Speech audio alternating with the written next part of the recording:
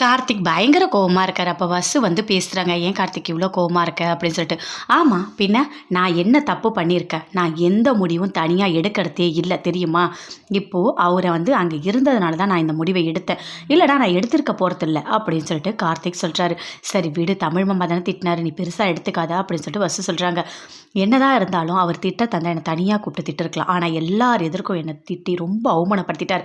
என்னால அத தாங்கிக்கவே முடியல அப்படின்னு சொல்லிட்டு கார்த்திக் பயங்கரமா ஃபீல் பண்ணி சொல்லிட்டு இருக்காரு. "வீடு எல்லாமே நம்ம கம்பெனி தானே" அப்படின்னு சொல்லிட்டு இருக்காங்க வசு. அத கேட்டோனே கார்த்திக் சொல்றாரு, "என்னது நம்ம கம்பெனியா?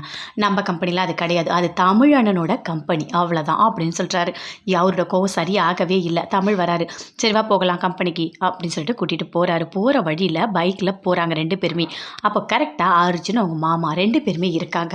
அவங்க 2 பேருமே தமிழ்கிட்ட வந்து பேசுறாங்க. அப்போ "ரொம்ப தேங்க்ஸ். எனக்கு நீங்க இந்த ஆர்டர குடுத்தது ரொம்ப ரொம்ப ரொம்ப ஹெல்ப்பா இருக்கு. இல்லன்னா நான் கம்பெனிய மூடியிருக்க வேண்டியது இருக்கும். நான் ரொம்ப லாஸ் ஆயிருப்பேன்" அப்படின்னு சொல்றாரு. அத கேட்ட உடனே தமிழ் சொல்றாரு, "என்ன கதை விடுறியா? உன்னோட பிளான் எதுவுமே தெரியாதா எனக்கு? நீ எப்படி பேசி ராகினி கிட்ட சொல்லி, ராகினி என்கிட்ட வந்து இந்த ஆர்டர கேட்டது எல்லாமே எனக்கு தெரியும். இது எல்லாமே உங்க மாமாவோட பிளானுன்னு எனக்கு தெரியும்."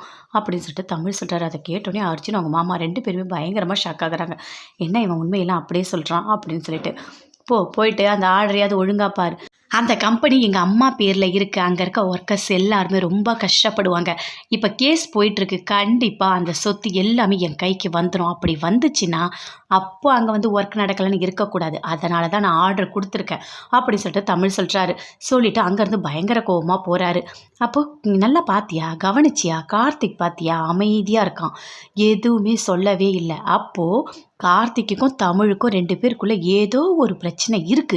அத கண்டுபிடிக்கணும் மாமா அப்படின்னு சொல்லிட்டு அர்ஜுன் அவங்க மாமா கிட்ட சொல்றாரு. அவங்க மாமா